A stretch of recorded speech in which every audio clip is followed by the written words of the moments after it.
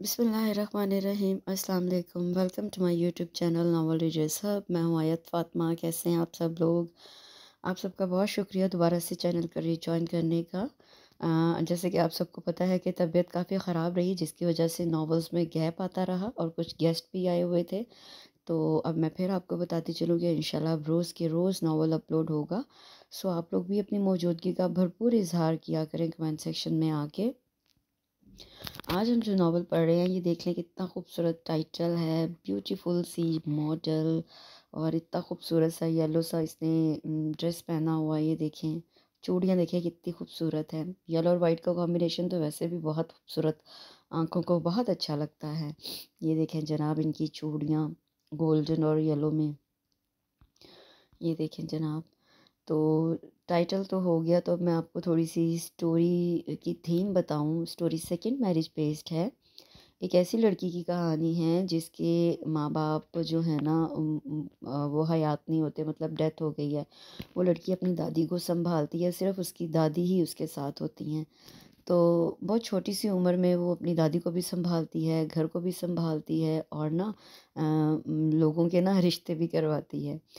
तो इसी चक्कर में ना, जो हीरो है ना, उसकी बहन को वो पसंद आ जाती है। तो वो अपने भाई के लिए, मतलब हीरो के लिए, जो कि शादीशुदा है, उसकी बेगम की डेथ हो गई है, उसके दो बच्चे हैं, उसके लिए उसको पसंद कर लेती है। उसी पे बेस ये बहुत खूबसूरत सी स्टोरी है। ये आई थी ख़वातीन डाइजेस्ट जून 2003 में। ये देख ले कितना पुराना डाइजेस्ट है ये। बहुत प्यारी हार्ट टचिंग सी स्टोरी है, बड़ी खूबसूरत सी स्टोरी है, मुझे बहुत पसंद आई है ये स्टोरी। मैंने सोचा आपके लिए इसको शेयर करूँ। तो चलिए स्टार्ट करते हैं। नावल का नाम है बख्तावर, जो कि हीरोइन के अपने नाम के ऊपर से रिलेट करता है।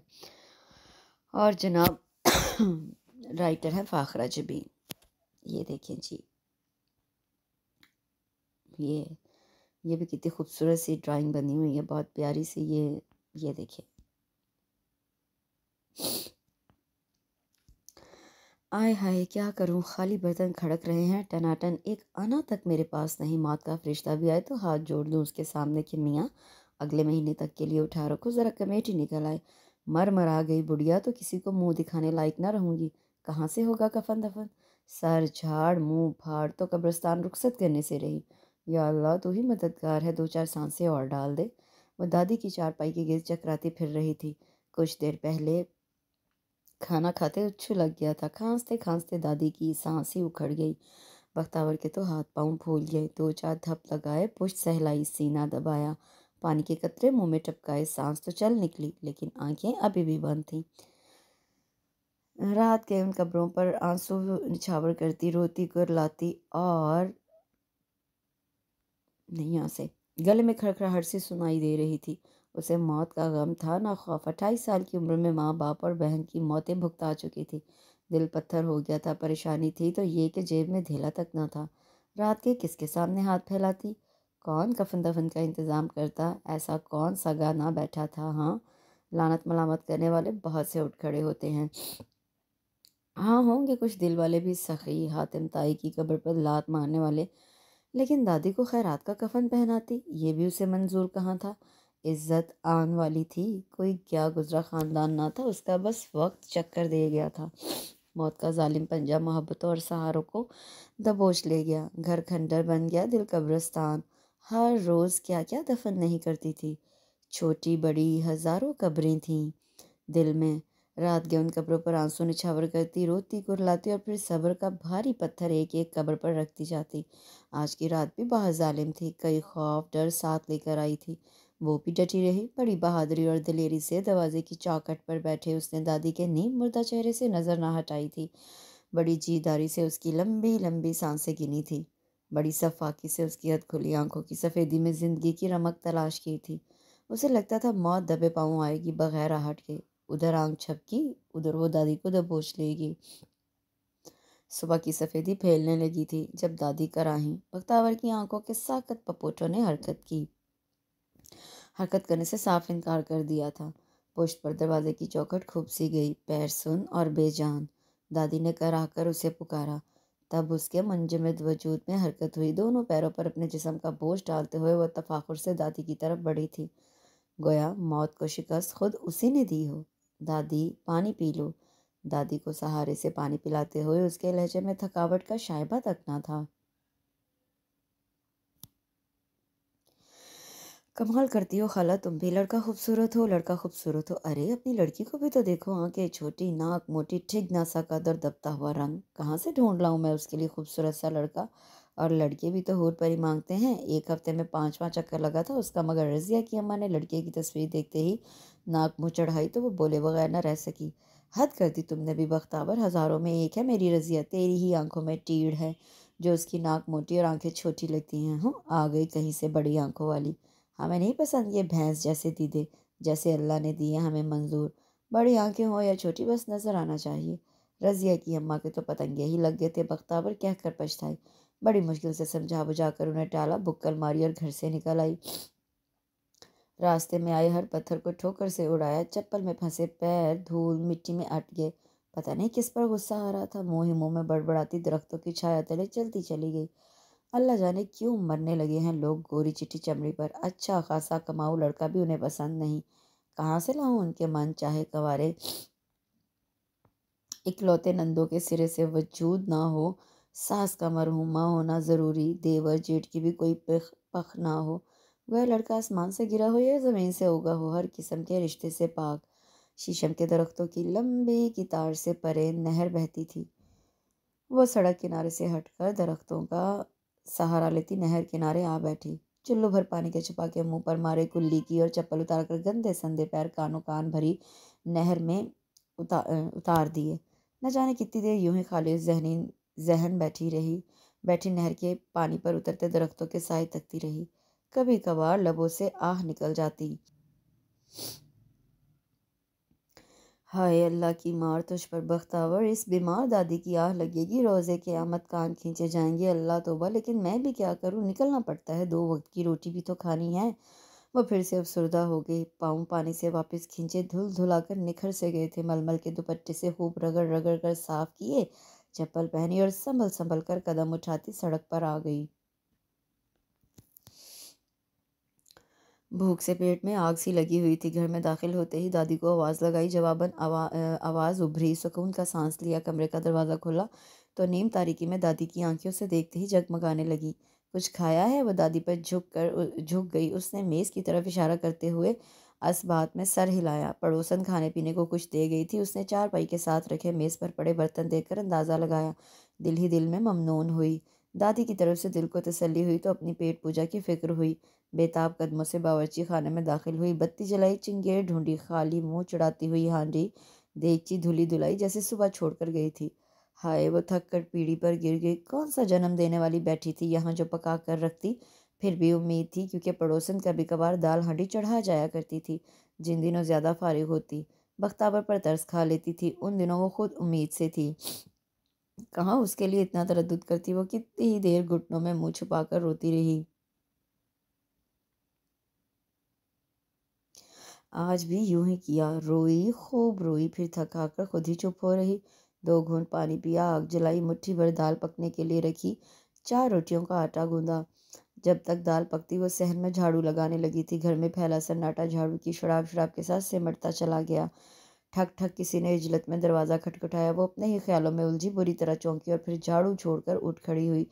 दरवाज़ा खोलते ही 16 साला बिल्लू ने जिस बदमाशी से उसे आंख मारी वो खोल उठी थी। अरे तुम तो पूरे मुस्टंडे बन गए हो बेगैरत। कान से पकड़कर अंदर खींचते हुए उसने एक जोरदार चपत उसकी खोपड़ी पर रसीद की थी। ओ हो मर गए, लोहे का पंजा लगवा लिया है क्या, सर तोड़कर रख दिया। सर सहलाते हुए उससे दूध वाला बर्तन बख्तावर की तरफ बढ़ाया। शुक्र कर मुंह नहीं तोड़ दिया, आंख नहीं फोड़ दी। दूध का बर्तन हाथ में लेकर वो बावर्ची खाने की तरफ बढ़ी। अरे वाह, शर्म नहीं आएगी तोड़ फोड़ करते, इतनी दूर से आता हूँ मैं आंख मारने। उसके भरपूर तंज पर वो खिसियाना हो गया। दूध पहुंचाने, वरना तो 20 गाहक हैं आसपास। अब्बा तो राजी ही नहीं होता था। वो तो मेरा एहसान मानो, पाव भर दूध के लिए अपनी जान पर जुल्म करता हूँ। पैदल आता हूँ, पैदल जाता हूँ, तेरी जवानी पर रहम आता है। वरना चारपाई पर आड़ा तिरछा लेटा वो एक बार फिर पटरी से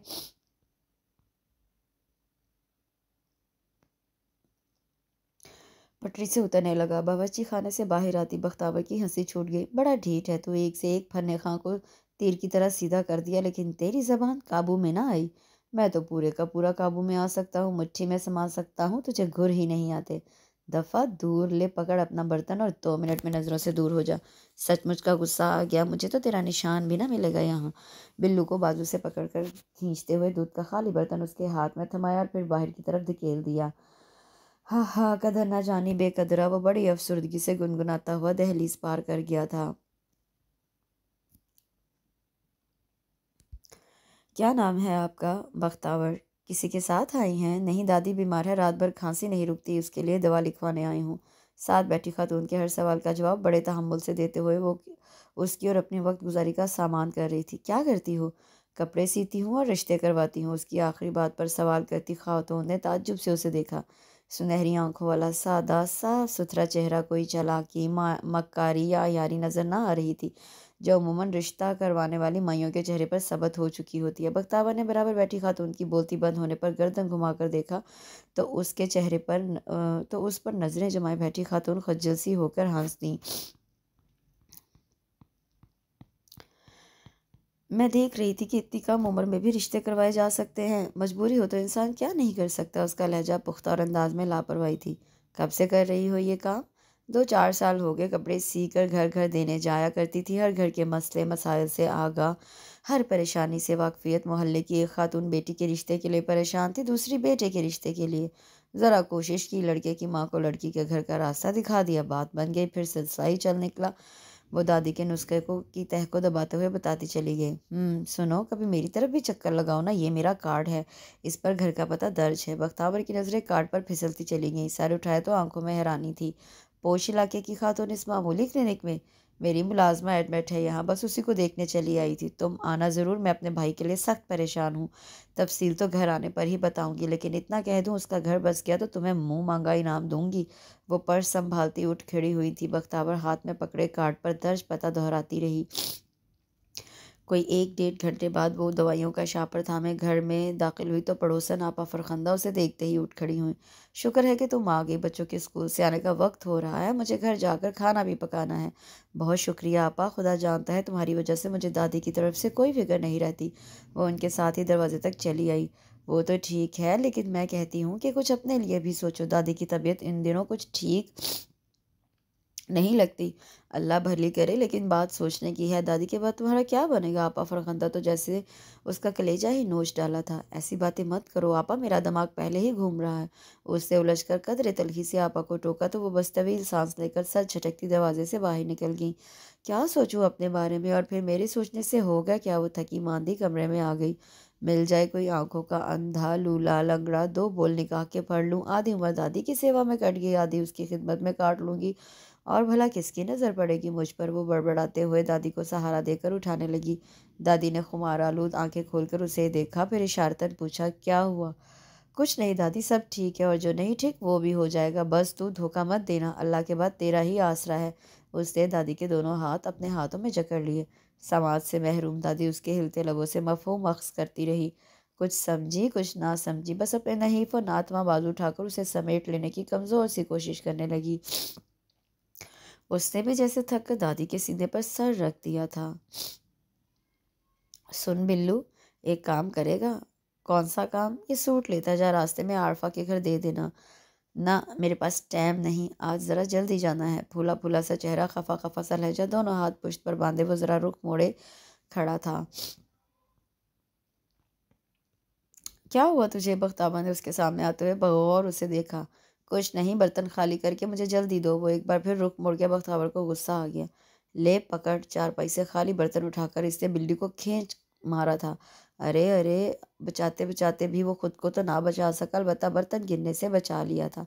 अपने कांधे को मसलते उसे तेज नजरों से बख्तावर को घूरा। जवाबन उसके माथे पर तीवरियों का जाल फैले देखा तो दांत तक कोसने लगा। तौबा तौबा, इतना गुस्सा!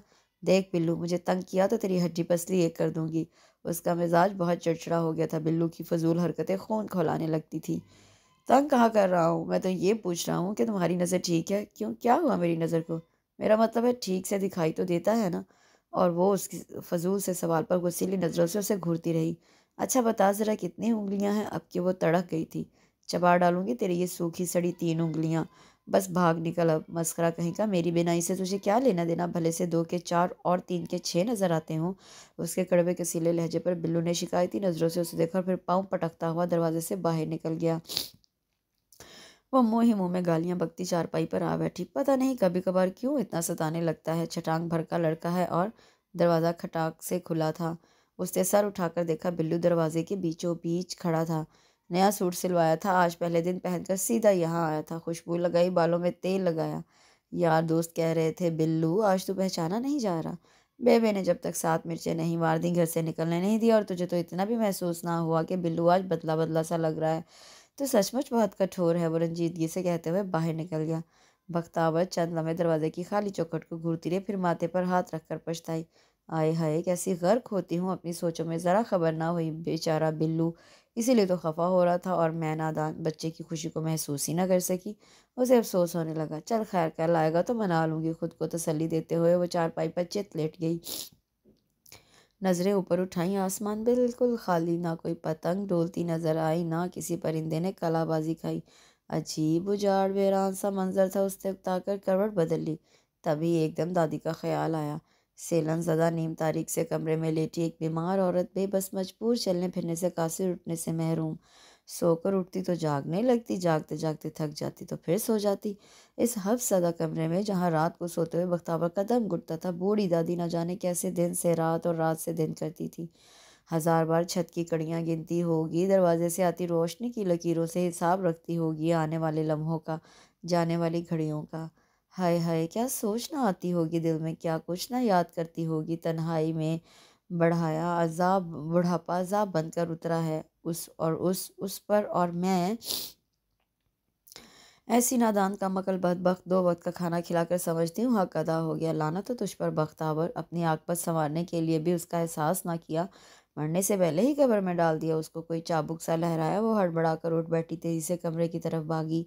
दादी जाग रही थी, सवालिया नजरों से इसे देखा। दादी बाहर चल कर बैठे। दादी ने कोई जवाब ना दिया और वो हिम्मत करके जैसे तैसे दादी को बाहर ले आई, चारपाई पर लिटाया। दादी नहाने से डरती थी, उसने गर्म पानी करके हाथ पाँव धो डाले, तौलिया गीला करके चेहरा साफ किया, बालों में कंघी की। दादी पोपले मुंह के साथ मुस्कुराती रही। तब उसने दादी के सिल्वर ज़दा हाथों को चूमते हुए उसके सामने अपने दोनों हाथ जोड़ दिए। माफ़ कर देना दादी, भूल हो गई। दादी की ज़बान अरसा हुआ बंद हो चुकी थी। इशारों से ऐसा करने से मना करने लगी। उससे गाँव तकिए के सहारे दादी को लिटाया और खुद भी साथ ही जुड़कर लेट गई। दादी खुली फिजा का लुत्फ उठाती, शहतूत पर खेलती चिड़ियों को देखकर मुस्कुराती रही, और बख्तावर अनजाने दुख के ज़ेरे असर उसके बूढ़े चेहरे को तरहम आमेज नजरों से देखती रही।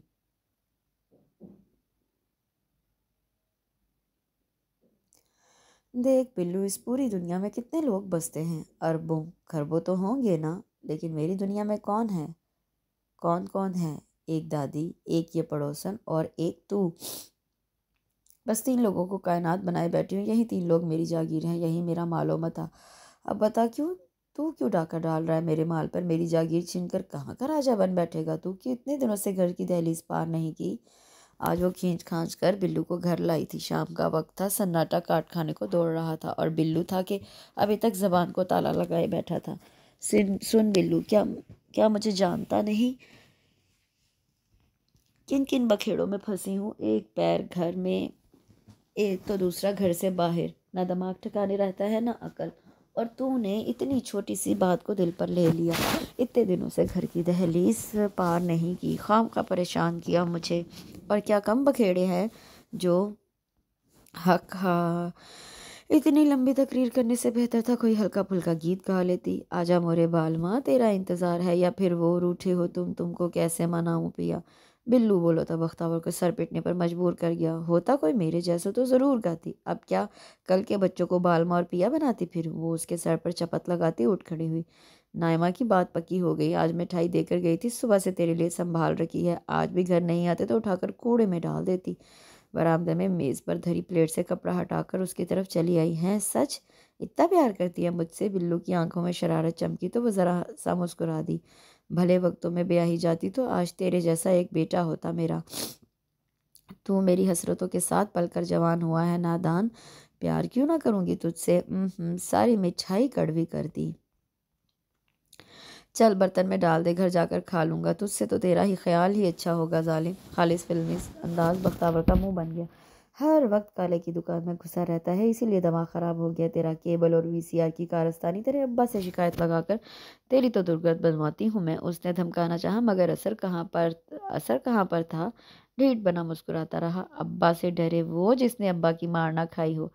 अपना तो रोज का काम है ये, लेकिन अगर तू आना ही चाहती है तो सौ बिस्मिल्लाह, अखियां दरवाजे पर टांग दूंगा। तेरे आने तक दीदार के लिए तरसती रहती हैं बेचारियां। बख्तावर इस दर्जा ढिठाई पर हैरत से खुली आंखों के साथ उसे चाहते हुए देख रही थी।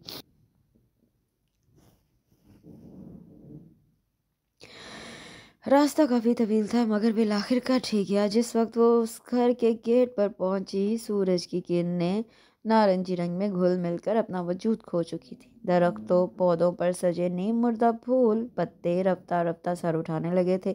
मुलाजमा उसे बरामदे में रखी कुर्सी पर बिठाकर खुद अंदर चली गई। जरा सी देर बाद वही मुलाजमा उसे अपने साथ ड्राइंग रूम में ले आई और फिर खुद गायब हो गई। साफ सुथरा घर, पुरसकून, ख्वाबनाक माहौल, उसे नींद के झोंके आने लगे। हाँ, होती मैं कोई नन्ही मुन्नी सी अल्हड़ लापरवाह, भी खट से कालीन पर गिरती और पड़ के सो रहती। ऐसे घरों में नींद भी कितने मज़े की आती होगी। सोफे पर पाँव फैलाकर लेट जाने की ख्वाहिश दिल में मचल सी गई, लेकिन दबीस कालीन पर रखे चप्पल में फंसे गंदे संदे पैरों पर नजर पड़ी तो दिल चाहा तोड़कर सोफे के नीचे खिसका दे। धूल मिट्टी में अटे पैर उसे सख्त बुरे लगते थे। संभल संभल कर कदम रखती थी, मगर फिर भी कच्ची पक्की सड़क पर चलना होता था। आज भी पैदल यहाँ आई थी। रिक्शा टैक्सी वाले जितने रुपए मांग रहे थे, उसे आधा क्या 1 घंटा भी चलना पड़ता तो पैदल ही आती। सुनो, दरवाजे से अंदर आती मुलाजमा को उसने पुकारा। गुसल खाना किस तरफ है? मुलाजमा बगैर कुछ कहे दाएं तरफ के दरवाजे की तरफ इशारा करके बाहर निकली। गुसल खाने में जाते ही उससे छपाक छपाक पानी डालकर मुंह हाथ धोया, फिर पैर रगड़े, दुपट्टे से मुंह पोंछती बाहर आई, मगर फिर ठटक कर रुक गई। हाय, ये तो कोई नई ही दुनिया थी। रंग बिरंगी महकी महकी रोशन सी 2 छोटे बेड, उन पर रंग बिरंगी झालरों वाली आसमानी रंग की चादरें बिछी थी। बेशुमार खिलौने, कोई तकिए के पास ऊंधा पड़ा, कोई दीवार से लटक रहा। ये बड़ा सा भालू एक कोने में रूठा सा बैठा था, और अनमोल शाम के खिलौने जिन पर उसकी नज़र ही नहीं टिकी। उसने घूमती घामती नज़रों को काबू करके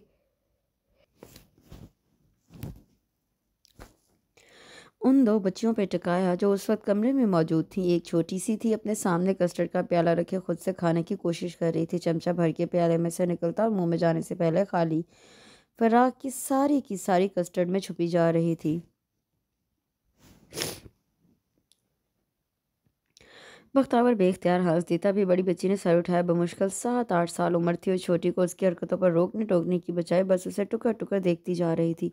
अरे वाह, ये तुम लोगों का कमरा है, बड़ा प्यारा, बड़ा ही खूबसूरत। वो सिताइशी नजरों से इधर उधर देख रही थी। अरे यूं गुमसुम और चुपचाप क्यों बैठी हो? हंसो, खेलो, गीत गाओ। उसने करीब पड़ा रूई के गालों से नम भालू उठाकर बच्ची की तरफ फेंका, जो इस हैरान हैरान आंखों से उसे तक रही थी। अरे ये गुड़िया इतनी खूबसूरत है। उसने दरवाजे के पीछे झूलती गुड़िया को जोर से झूला दिया। महंगी होगी, हाँ भाई, पैसे के खेल हैं, सैकड़ों में आई होगी। एक हमारा बचपन था, गुड़िया पटोलों के कपड़े सीते सीते हलकान हो जाते थे। मोहल्ले में घूमकर रंग बिरंगी कतरने जमा करते। कई दिन कई रातों की मेहनत। गुड़िया बन के सामने आती तो फटी फटी आंखें, फैले हुए होंठ, एक काली लकीर नाक की जगह। कैसी मज़े की सूरत बनती थी। देख देख कर खुद ही हंसा करते थे। तुम लोगों ने कहाँ देखी होगी कपड़ों की गुड़िया? मेरे पास रखी हैं 2-4 अपने प्यारों की निशानियाँ। एक अम्मा के हाथों से बनी, एक दादी के हाथों की। एक मैंने और छोटी ने मिलकर बनाई थी। रंग महल में घुसते ही जैसे बचपन लौट आया था। सारी कल्फत दूर, उलझने परेशानियां खत्म। लहजा खुशगवार, पटर पटर बोलते। दिल पल भर के लिए उदास सी कैफियत में गिरा तो यकलक थी वो खामोश हो गई। सर उठाकर देखा, छोटी कस्टर्ड की मुट्ठियां भर भर कर मुंह में डाल रही थी। बड़ी अभी तक हैरत में घिरी, ना समझ में आने वाली कैफियत चेहरे पर तारी की उसे देख रही थी। आय हाय, अरे वो एकदम छोटी की तरफ लपकी। कस्टर्ड का प्याला सामने से हटाया ही था जब दरवाज़ा खुला खुला। वो चौंकी। कोई मर्द अंदर दाखिल हो रहा था। शदीद हैरत का तासुर उभरा, बिल्कुल वैसे ही जैसे कुछ लम्हे कबल बड़ी बच्ची के चेहरे पर दिखाई दिया था। हो ना हो ये इसी बच्ची का बाप है, उससे अंदाज़ा लगाया। सारे कपड़े ख़राब कर लिए हैं, किसी से कहकर बदलवा दीजिए। वो आराम से कहकर जिस दरवाजे से आई थी उसी दरवाजे से बाहर निकल आई। पहले बाथरूम, फिर ड्राइंग रूम। जहाँ बैठी खातून बाथरूम के दरवाजे पर निगाहें जमाए बैठी थी। दराज कद, गोरी रंगत, गहरे भूरे रंग की खूबसूरत आंखें, चेहरे पर मजमूई तासुर, नरमी और मलाहत का था। अखरोटी रंग के शलवार कमीज में मलबूस मैमूना बेगम के भाई का उसने कोई तीसरी बार जायजा लिया था। हस्ब तवक्को दोनों बेटियां मैमूना के भाई असफंद की ही थी। बड़ी उस वक्त लाउंज में कुशन पर बैठी होमवर्क करते हुए बख्तावर को साफ नजर आ रही थी। दूसरी 1.5-2 साल बच्ची बाप की गोद में बैठी उसकी कलाई से बंधी घड़ी से खेल रही थी। नहाकर कपड़े बदल चुकी थी और पहले से ज्यादा निखर गई थी। मैमूना बच्चियों की मरहुमा माँ को याद कर करके आंसू बहा रही थी, साथ साथ उसकी बीमारी से मौत तक के वाकयात। जितना अरसा गुजरा इंतहाई प्यार और मोहब्बत में लोग देखते तो रश्क करते थे दोनों पर। चांद सूरज की जोड़ी थी। असफन तो राजी ही नहीं होता था, मगर बच्चियों का मामला है, आज नहीं तो कल माँ की ज़रूरत महसूस करने लगेंगी। किस्मत का चक्कर है सारा, वरना कभी सोचा भी ना था। असफन मगमूम चेहरे के साथ बहुत खामोशी से उठ खड़ा हुआ और बच्ची को किसी नन्ही गुड़िया की तरह बाहों के हल्के में लिए कमरे से बाहर निकल गया।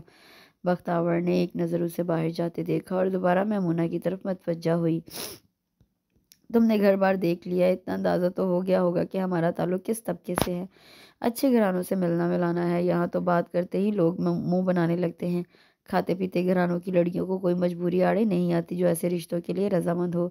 इसीलिए तुम्हें देखते ही ख्याल आया कि क्यों ना तुम, मैं आपकी बात समझ गई हूँ, आप बिल्कुल बेफिक्र हो जाएं। ऐसा रिश्ता दिखाऊंगी कि आपके सारे मसाइल हल हो जाएंगे। हाँ, बस काम ज़रा जल्दी हो जाए और लड़की ऐसी हो जो बच्चियों को सीने से लगा कर रखे। मेरा अपना घर सऊदीया में है, चंद माह के लिए आई हूँ।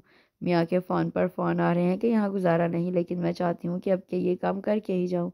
इंशाअल्लाह अल्लाह बेहतर करेगा। मैं अब चलती हूँ। वो उठ खड़ी हुई तो मैमूना भी फ़ौरन अपनी जगह छोड़ दी। आओ मैं तुम्हें बाहर तक छोड़ाऊँ। उन्होंने जाते जाते साइड टेबल पर रखे पर्स में हाथ डाला और फिर उसके साथ बाहर आते हुए 1000 रुपये का नोट उसकी तरफ बढ़ाया। ये लो, आने जाने का किराया रखो, काम हो जाए तो।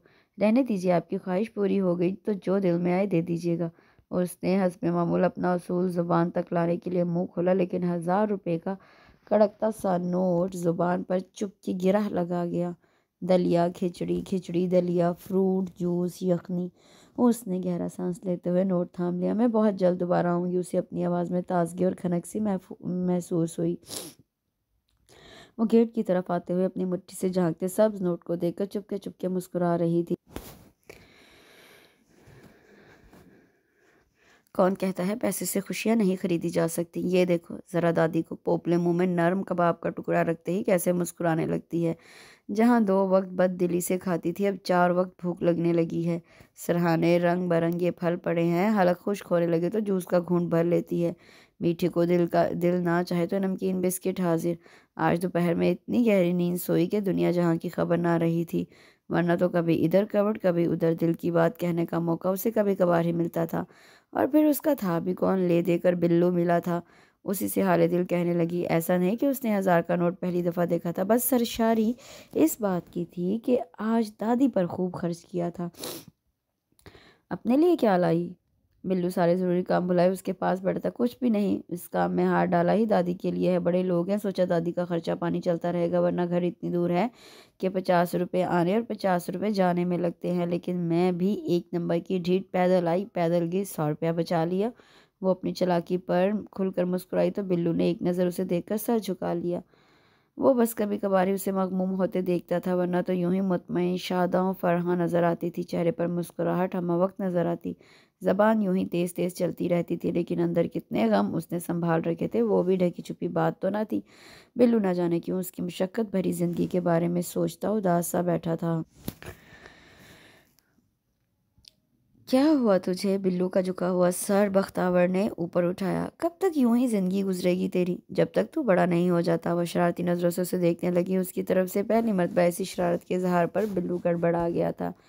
क्या क्या मतलब है तेरा? उसके चेहरे पर फैलती हल्की हल्की सुर्खी पर वो बेख्तियार ही कहका लगाकर हंस दी। अरे तू बड़ा होगा ना तो किसी अच्छी लड़की का तुझसे ब्याह करा के तुझे अपने पास ले आऊंगी। मेरे घर में रौनक हो जाएगी, फिर कमाएगा तू, घर संभालेगी वो, और मैं करूंगी खूब ऐश। लो बातें सुन लो इसकी। वो सर झटकता अपनी जगह से उठा। चलता हूँ अब। हाँ, ये पैसे भी लेता जा, महीना ख़त्म हुए अभी, हुए भी 8-10 दिन हो गए, मगर अब तो, मगर क्या करूँ, मजबूर हूँ। पैसे ना हो तब और बात, मगर जब हाथ में आए तो कर्ज उतारने में देर नहीं लगाती। उसने दुपट्टे के पल्लू से गिरा खोलकर पैसे उसे थमाए तो वो बगैर कुछ कहे पैसे थामकर बालों में उंगलियां चलाता बाहर की तरफ चल दिया था। भाई मैं तो बात कहूँगी साफ सीधी सच्ची और खरी, हमारी बेटी दोनों बच्चियों को संभाल तो लेगी, मगर उनके लिए आपको एक मुलाजमा तो ज़रूर ही रखवा कर देनी पड़ेगी। और बाकी रही शादी मंगनी की बात, तो भाई हम तो करेंगे धूमधाम से, और जवाबन आपको भी ऐसा ही करना पड़ेगा। हाँ ठीक है, आपका भाई अपने अरमान पूरे कर चुका है, मगर भाई हमारी बेटी की तो पहली पहली खुशी होगी ये। हाँ, मैमूना की निगाहों में नूर निसा के लिए पसंदीदगी के तासरात पड़ते ही उसकी माँ ने जो खट खट फरमाइशें शुरू की, उस पर मैमूना और बख्तावर दोनों ही भक्का बक्का रह गई। बख्तावर ने खफत महसूस करते हुए पहलू बदला, साथ ही साथ मैमूना को कुनखियों से देखा। ये नूरी की माँ को क्या हो गया है? उसने दांत कचकचाए, लब काटे, मगर नूरी की माँ नॉन स्टॉप शुरू हो चुकी थी। तब उसने ठग से बोतल मेज़ पर रखी और सीधी हो बैठी। ए खाला, किन ख्यालों में खोई हो तुम? बेगम साहबा के यहाँ पूरे वक्त की नौकरानी है, हाथ बांधे बच्चियों के आगे पीछे फिरती है। होगी, अल्लाह और दे, मगर पहले से बात कर ले तो अच्छा होगा। कल कला ये ना हो नौकरानी गायब और मेरी बच्ची बेचारी हलकान होती फिरे उन दोनों के पीछे। लाहौल वाला, तो तुम्हारा क्या ख्याल है खाला? नूरुन्निसा को डेकोरेशन पीस बना कर रखेंगे? ना हाथ हिलाएगी ना पैर। ना भाई, पहले से बता चुकी हूँ कि शादी करनी ही बच्चियों के लिए है। तुम्हें नहीं मंजूर तो ना सही। वो लम्हों में उठी और मैमूना को इशारा करते हुए बाहर की जानिब चल दी। अरे अरे रुको तो सुनो। नूरुन्निसा की माँ घबरा उठी, मगर बख्तावर भी पीछे मुड़कर देखने वालों में से ना थी। ड्राइंग रूम से निकली तो बाहर खड़ी गाड़ी तक ही जाकर रुकी। बहुत जल्दी की तुमने भागने में? मैमूना हामती कामती उसके पीछे लपकी। जाने दें जी, दोगले लोग हैं। मेरे सामने पहले से ऐसी बात की होती तो आपको यहाँ लाने की जहमत ही ना करती। शुरू से ही नीयत अच्छी ना हो तो अंजाम को तो बस फिर अल्लाह ही हाफिज है। चलती गाड़ी से बाहर के मनाजिर में खो गई मैमूना तफक्कुरात में घिरी कोलतार सड़क पर नजरें जमाए बैठी रही।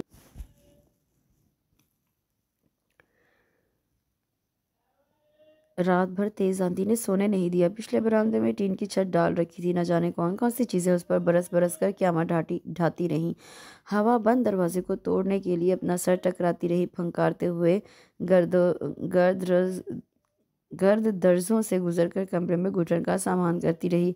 वो सरतापा चादर ओढ़े, आंखें मीची अपनी जगह साकत और सामत लेटी थी। शाम को मैले मैले आसमां पर फैली जर्दी को देखकर उसे अंदाज़ा हो गया था मौसम के तेवर दुरुस्त नहीं।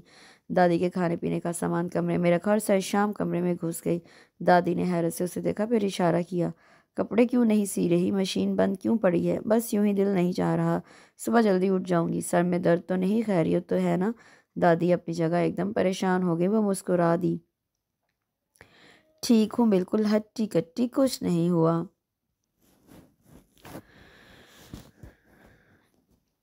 उससे खूब उनकी तसल्ली कराई, दो चार इधर उधर की बातें सुनाई, लतीफ़े चुटकुले, बचपन की बहुत सी बातें यादें दादी के साथ मिलकर दोहराने लगी। फिर बताया, आजकल बड़ी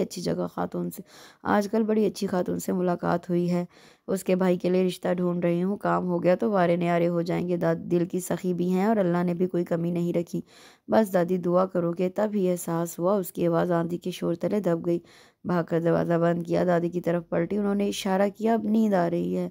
वो चारपाई तक आई, तभी बिजली चली गई। अंधेरे से तो जान जाती थी। छलांग मारकर चारपाई पर आई और अपनी चादर में पनाह ढूंढी। फंकारती, ठोकरें मारती, हवा दर दीवार को हिलाई दे रही थी। वो लरसती कांपती दिल ही दिल में आया तो दरूद पड़ती रही। कमरे में हवस और घुटन की फरावानी, नींद का आना मुहाल था। बहुत सा वक्त बीत गया, कभी चादर से सर बाहर निकाल कर भी कुछ सुझाई ना दिया। इतना घुप अंधेरा के सब सिम्मतें गुटमुट हो गईं। दरवाज़ा किधर है? खिड़की कहाँ है? अलमारी किस तरफ है? कुछ समझ में ना आया। दोबारा खेमे में घुस गई। मजीद वक्त भी था। आंधी का जोर टूटा, टीन की छत पर टूटती क़यामत का शोर थमा। गीली मिट्टी की मखसूस खुशबू आसपास महसूस होने लगी। हल्की हल्की बारिश होने लगी थी। तब उसकी पलकें आहिस्ता आहिस्ता बंद हुई। सुबह आँख खुली तो कमरा रोशनी से भर चुका था। वो हड़बड़ा कर उठ बैठी। गर्दन घुमाकर देखा, दादी अभी सो रही थी। वो आंखें मलती चारपाई से नीचे उतर आई। दरवाज़ा खोला। सहन का फर्श गर्दो गुबार से अटा हुआ था। तब एहसास हुआ दरवाजे पर दस्तक हो रही है। वो दुपट्टा ओढ़ती भाग कर दरवाजे तक पहुंची। खुदा जाने कौन था दरवाजे पर और कब से दस्तक हो रही थी। इजलत में दरवाजे की कुंडी गिराई। सामने पड़ोसन खड़ी थी। वो कदरे शर्मिंदा सी होकर एक तरफ हट गई। अरे सोई हुई थी क्या? वो उसकी तरफ देखते हुए बोली तो बख्तावर खिसियानी सी होकर हंस दी। हाँ, बस रात को देर से नींद आई, इसलिए आप बैठे। वो उस बात में सर हिलाती कमरे की तरफ बढ़ गई। बख्तावर ने जल्दी जल्दी मुंह पे पानी के छींटे मारे। चाय का पानी रखने के लिए बावर्ची खाने की तरफ बढ़ी। जब आपा फरखंदा ने कमरे से आवाज़ दी, आ रही हूँ, उसने जल्दी से चूल्हा जलाया, देगची ऊपर रखी, फिर इजलत में बाहर निकली थी। जब आपा फरखंदा हवास बाख्ता सी कमरे से बाहर निकली। बख्तावर, क्या हुआ आपा? उसने हैरत से उनकी उड़ी उड़ी रंगत को देखा। बख्तावर, वो दादी। दादी, हाँ वो सो। एकदम से कोई अलार्म सा बजा था दिलो दिमाग में। बात अधूरी छोड़कर उसने ना समझी के आलम में आपा फरखंदा को देखा। क्या हुआ? हजार वसवसे अंदेशे जाके आपा फरखंदा कुछ कहने की कोशिश में सिर्फ होंठ हिलाकर रह गई। दादी, वो बुलंद आवाज में पुकारती कमरे की तरफ भागी, मगर आपा फरखंदा ने एकदम उसे बाजू से थामकर रोक दिया।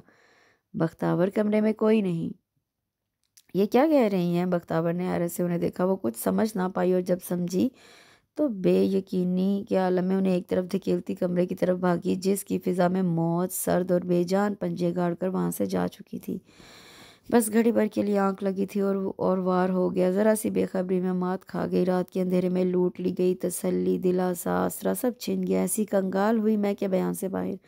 बुढ़िया भी एक नंबर की चालाक, दगा दे गई, फरेबी, धोखेबाज, मेरा कुछ ख्याल ना किया, किसके हवाले कर गई। सब दरवाजे खिड़कियां बंद थे। किधर से मौत आई और किधर को दबोच ले गई। कोई जाए, अरे बुला कर लाए, मेरे पास क्या बचा है। उसका पूरा जिस्म आग की तरह तप रहा था। बंद हुई आंखों से आंसू थे। ज़ारों के तार बहे चले जा रहे थे। हवास काबू में ना थे। ज़रा सी देर के लिए बेहोशी तारी हो जाती, फिर आंख खुलती तो ये ही वावेला, ये ही आहोजारी, ना जाने क्या उल्टा सीधा बोल रही थी। आपा फरखंदा ठंडे पानी की पट्टियाँ रखते हुए बौखलाई जा रही थी। हाथों में कपकपाहट, चेहरे पर हवाइयाँ। बख्तावर की हालत संभलने में ना आ रही थी। आज तीसरा दिन था और बुखार की शिद्दत जूं की तूं। डॉक्टर आता, दवाई देता चला जाता। किसी ने मशवरा दिया अस्पताल ले जाओ। मशवरे पर अमल दरामद फरखंदा के लिए मुश्किल। वहाँ कौन रहेगा उसके पास? खुद उनकी गोद में 1 डेढ़ माह का बच्चा था। भाग दौड़ उनके बस पे की बात ना थी। तो क्या बेयारो मददगार अस्पताल के बिस्तर पर छोड़ाऊँ नर्सों के रहमो करम पर? ना बाबा, अल्लाह जाने कैसा सलूक करे। फिर अस्पताल का खर्चा, दवा दारू नामुमकिन। वो दिलो जान से उसके लिए दुआ करती रही। जितना बस में था खिदमत की। रात को 2 बच्चों समेत उसी के घर में आकर सो रहती।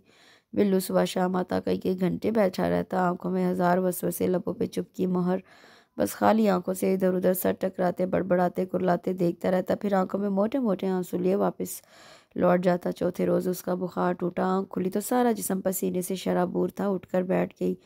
दिमाग सुन था, आंखें बिल्कुल खाली और वैरान। बाहम पेवस्त होठ बिल्कुल खुश्क थे। चंद लम्हे सपाट निगाहों से फरखंदा और बिल्लू को देखती रही। दफतन निगाह कमरे की दरवाजे पर जा पड़ी। जहन में झमाका सा हुआ, बिजली कूदी। भूली बसरी बात याद आ गई। बड़ी बेचारगी से बिल्लू को और फिर मदद तलब नजरों से आपा फरखंदा को देखा। उन्होंने आगे बढ़कर सीने में भींच लिया। फिक्र क्यों करती है, हम सब हैं ना। वो बड़ी खामोशी से उनका बाजू दबोचे आंसू बहाने लगी थी। नीम गनूदगी के आलम में थी जब किसी ने जोर से उसे हिलाया। उसने हड़बड़ाकर आंखें खोली। शाम का वक्त था। वो कमरे में दादी की चारपाई पर लेटी हुई थी। उस चारपाई पर दादी ने कई बरस कब्जा जमाए रखा था और अब वही दादी चारपाई के बराबर खड़ी इशारे कर रही थी। चल उठ मेरी चारपाई से, कमबख्त डाइन, वरना अभी तेरा गला घोंट दूंगी। सरतापा सफ़ेद लिबास में लिपटी दादी उसकी तरफ झुकी तो वो चीख मारकर चारपाई से नीचे उतर आई। जोर का चक्कर आया। लड़खड़ाकर दरवाजे से टकराई। दरवाजे का पट थामकर खुद को सहारा दिया। फिर डरते डरते दादी की तरफ देखा जो बड़े आराम से चारपाई पर चित लेटी थी और हाथ सीने पर बांधकर उसे देख देख कर मुस्कुराने लगी थी। मारे खौफ के उसकी घिघी सी बंद गई थी। पैर घसीटते हुए कमरे से बाहर निकली। बरामदा पार करके सहन में आते हुए पलट कर देखा, दादी दरवाजे में खड़ी उसे इशारे करके अपनी तरफ बुला रही थी। बख्तावर के मुंह से घुटी घुटी सी चीखें निकलने लगी। लपक कर सहन पार किया, ठक से बैरूनी दरवाज़ा खोला और बाहर निकल आई। सर बेतहाशा घूम रहा था। दीवार का सहारा लेकर वहीं बैठ जाना चाहती थी। जब राह चलते आदमी ने रुक कर पूछा, खैरियत तो है बाजी? उसकी पीली पड़ती रंगत और कपकपाते होंठ नज़रअंदाज किए जाने के काबिल ना थे। वो चंद लम्हे खौफजदा नज़रों से घर के दरवाजे को देखती रही। आदमी कंधे झुकाता कोई जवाब ना पाकर अपनी राह चल दिया। तभी दरवाजे की झुर्रियों में से कोई सफ़ेद सी चीज़ लहराई। वो करंट खाकर उठी और भागती हुई गली से बाहर निकल आई। आगे पक्की सड़क शुरू हो जाती थी। वो गिरती पड़ती वहां से दूर चले जाने की तगदो में थी। उसे डर था दादी के हाथ लग गई तो उसके पतले लंबे हाथ गर्दन से दबोचकर कब्र के अंदर तक घसीट लेंगे। मर के भी चैन नहीं लिया। बुढ़िया ने मुझे मारे बिना कहाँ करार आएगा। उसे ज़ोर से रोना आने लगा। खुदा गारत करे ऐसी ज़िंदगी को किसी की आई, मुझे आई। ज़मीन का बोझ, कटी पतंग, रास्ते का पत्थर, ना जाने क्या उल्टा सीधा सोचते हुए नाक की सीध में चलती रही दीवानों की तरह। ना जाने किस जगह मोड़ काटते हुए किसी गाड़ी के ब्रेक ज़ोर से चरचराए। वो घबरा कर पलटना चाहती थी जब एक गाड़ी रुकते रुकते भी हौले से उसे टकरा गई। बेजान होती टांगों ने मजीद सहारा देने से इनकार कर दिया। वो लड़खड़ा कर गिरी तो हवास बाख्ता होकर वहीं बीच सड़क पर बैठकर चीख चीख कर रो दी। गाड़ी चलाने वाला शख्स गड़बड़ाकर नीचे उतर आया। ऐन उसी वक्त एक और गाड़ी नज़दीक आ रुकी। उसमें से एक खातून उतर कर तेजी से उसकी तरफ बढ़ी। खैरियत तो है? उन्होंने परेशानी के आलम में पूछा। मालूम नहीं, अचानक ही गाड़ी के सामने आ गई मैं तो। वो अजनबी खुद भी बौखला गया। क्या हुआ, चोट तो नहीं आई? वो खातून हमदर्दाना अंदाज में पूछते हुए उस पर झुकी और फिर उसका चेहरा देखते ही दम बखुद रह गई। इंतहाई कसम पुरसी और गुर्बत के बावजूद जो रख रखाव उसकी शख्सियत में नजर आता था वो आज मफकूद था। इंतहाई लाचारी और बेबसी के आलम में इर्द गिर्द से बेगाना वो बस रोए चली जा रही थी। उन्होंने मुश्किल सहारा देकर गाड़ी में बिठाया और सीधी घर ले आई। रास्ते में उन्होंने कुछ पूछने की या कहने की जहमत ना की थी, बस गाहे बगाहे उस पर नज़र डालती रही। उसने रोते रोते थक कर सीट की पोंछ से सर टिका दिया। छोटे से गैराज में गाड़ी रुकने के बाद वो उसे सहारा देकर अंदर ले आई।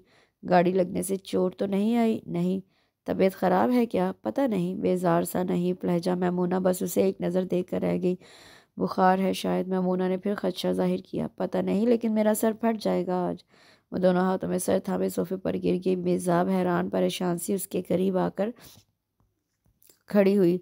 मैमूना ने गोलियां मंगवाकर उसकी हथेली पर रखी, पानी का ग्लास दिया। वो 2 घूंट पे गोलियां निगलकर सोफे पर आड़ी तिरछी सी लेट गई। खैरियत तो है? क्या हुआ तुम्हें? मैमूना सामने सोफे पर बैठी ताज्जुब से उसे देख रही थी, मगर उसके हवास बहाल न थे। यूं ही लंबे लंबे सांस लेती आंखें बंद किए लेटी रही। 1.5-2 घंटे यूं ही बीत गए। पहले सर दर्द कम हुआ, फिर हल्की सी गनूदगी छाई। आंख खुली तो हरारत भी कम हो चुकी थी। मैमूना इस दौरान दोनों बच्चों को नहला धुलाकर कपड़े तब्दील करवा कर वहीं ले आई थी। बड़ी पढ़ने में मसरूफ़ थी, छोटी यूं ही पेंसिल रबर से खेल रही थी। वो चंद लम्हे यूं ही इन दोनों पर नज़र गाड़े बैठी रही, फिर हड़बड़ा कर उठ गई। आँख ही नहीं, जहन भी बेदार हो गया था। इतराफ़ में निगाह दौड़ाई और शर्म से पानी पानी हो गई। किसी गैर के घर में ऐसी बेतकल्फ़ी पहले कभी नहीं बरती थी। दिल ही दिल में खुद को कोसा। तभी मैमूना आ गई, बिस्किट और चाय समेत। मैंने सोचा तुम्हें भूख लग रही होगी। उनके हमदर्दाना लहजे पर दिल भर आया। चाय का कप हाथ में लेते हुए उसने खुश्क लबों को ज़बान फेर कर तर किया। चंद रोज़ पहले दादी मर गई। दुनिया में उसके अलावा और कोई मेरा नहीं था, और मैंने कभी ये भी नहीं सोचा था कि अम्मा अब्बा के बाद दादी भी मुझे तन्हा छोड़कर जा सकती है। ओह! मैमूना की निगाहों में उसके लिए रहम के जज़्बात उमड़ आए थे। दुख की बात यह है कि मैं रात भर बराबर चारपाई पर सोती रही, मुझे खबर भी ना हुई, और मालूम नहीं रात की किस पहर हाथों में लर्जिश से उतर आई थी। उसने कप मेज़ पर रख दिया। मैं इतनी कमज़ोर तो नहीं थी, फिर भी मुझे एहसास है आप जिस हालत में मुझे यहाँ लेकर आई हैं, मैं आपकी शुक्रगुजार। नहीं, ऐसी बातें मत करो। मैंने ऐसा कोई बड़ा काम नहीं किया। दरवाजे से कोई अंदर आया था। उसने सर उठाकर देखा और फिर रसवंत को सामने पाकर फ़ौरन उठ खड़ी हुई। मैं चलती हूँ, अब काफ़ी देर हो गई। ऐसे कैसे जाओगी? चलो मैं छोड़ आती हूँ। बख्तावर ने उन्हें मना करना चाहा, मगर वो उससे कबल ही असवंत की तरफ मतवज्जा हो चुकी थी। बच्चियों का ख्याल रखना, बख्तावर की तबीयत ठीक नहीं, मैं उसे घर तक छोड़ कर आती हूँ। ठीक 15 मिनट बाद वो मैमूना समेत घर में दाखिल हुई तो आपा फरखंदा की हवाइयाँ उड़ी हुई थी। उसे देखकर जहाँ सकून का सांस लिया वही गुस्से से बरस पड़ी। कहाँ चली गई थी? ज़रा देर को मैं घर गई हूँ, वापस आई तो तुम गायब। मेरी तो जान सूली पर अटकी हुई थी। वह जवाब दिए बगैर सहन में बिछी चारपाई पर लेट गई। तब फरखंदा ने मैमूना को देखा।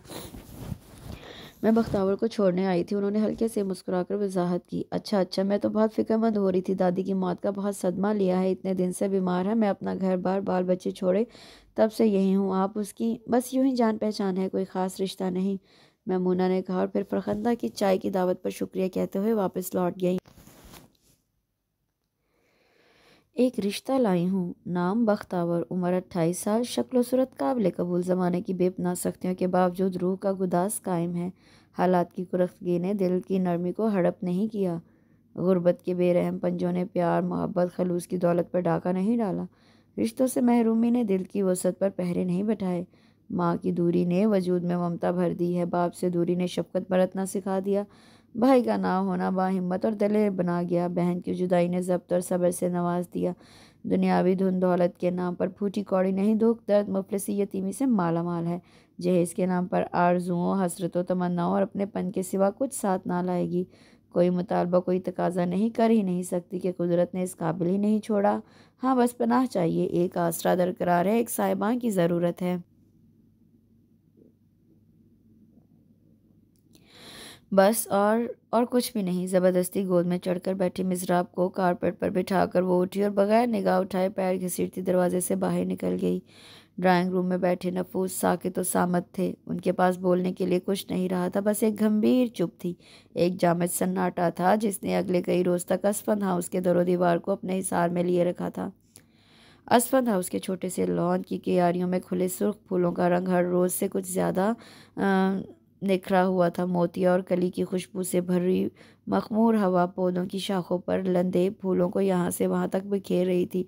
सामने के दरवाजे से एक औरत बरामद हुई थी। गहरे रंग के लिबास में उसका मुतनासिब सरापा बहुत जच रहा था। डार्क ब्राउन वालों की लंबी सी चोटी में कलियां गुंदी हुई थी।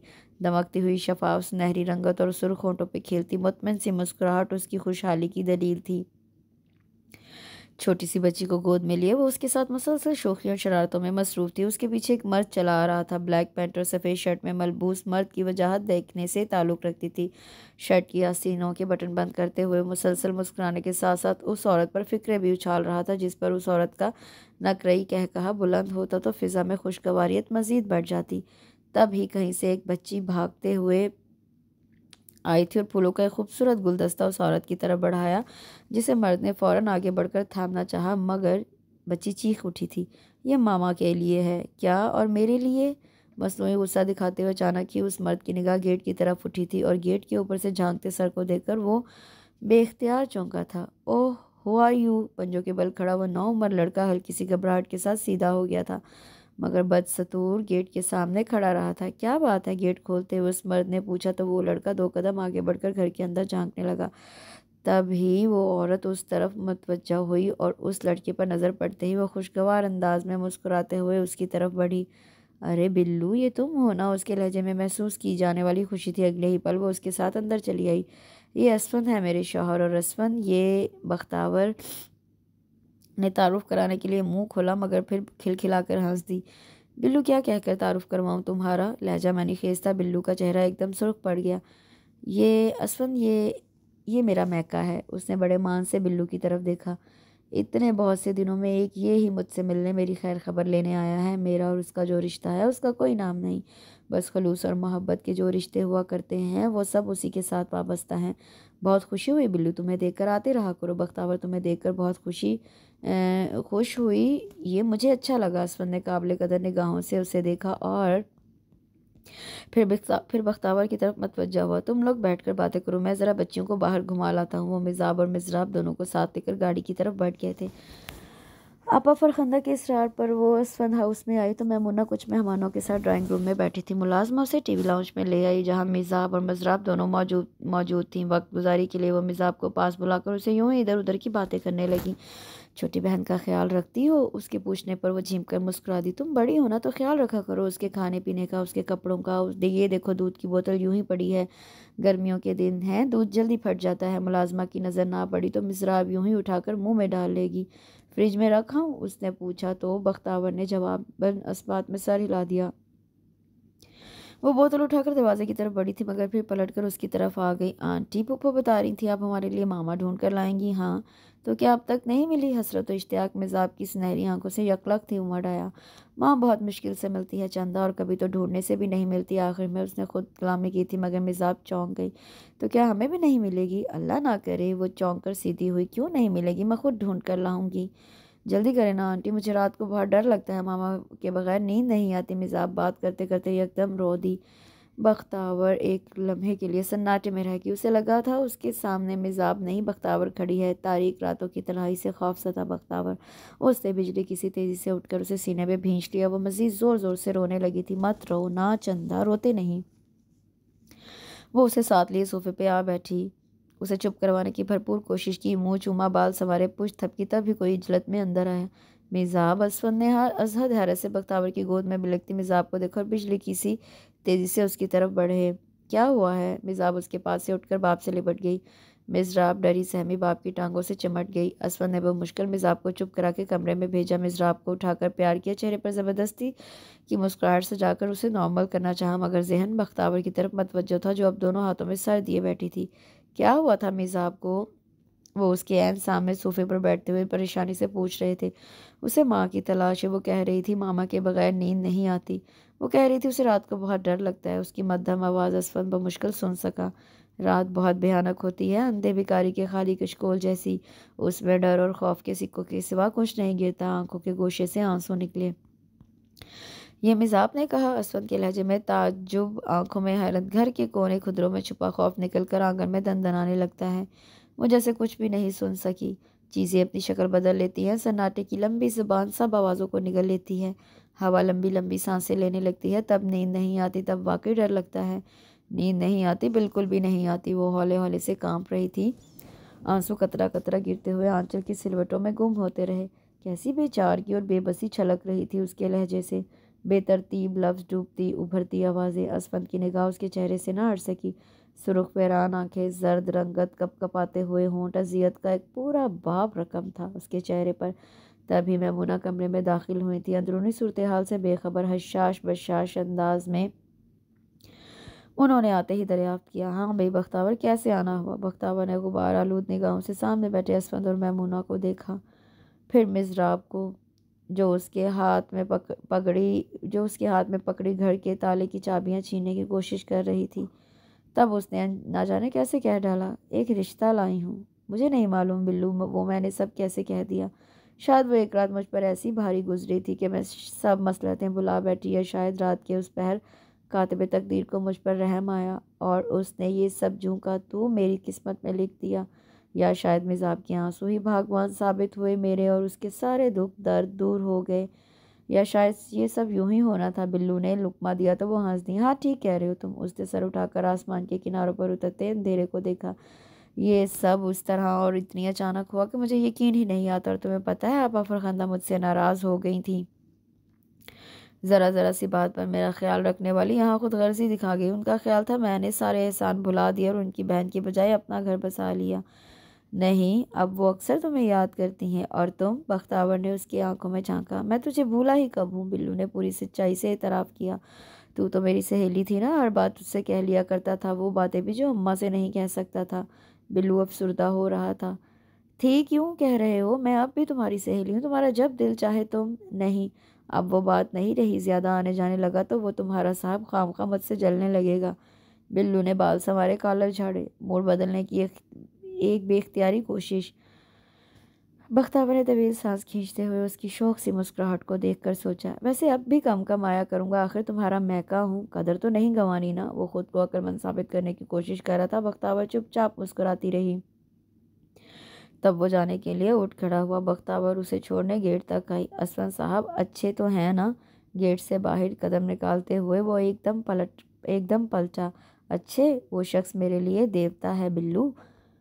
उसने सारे ख़ानदान की मुखालफत मोल ली, सिर्फ मेरे लिए, और कभी जताया भी नहीं। मैंने तो सिर्फ ख्वाब देखे थे, और वो हर ख्वाब को हकीकत बना रहा है। मेरी हर आरजू में रंग भर दिया। उसने सचमुच बख्तावर बना दिया है मुझे। मैं तुम्हें क्या बताऊं बिल्लू, कैसा मोहब्बत भरा दिल है उसका। मुझे तो इस ज़मीन का लगता ही नहीं, ना ही वो आम लोगों जैसा है, पता है।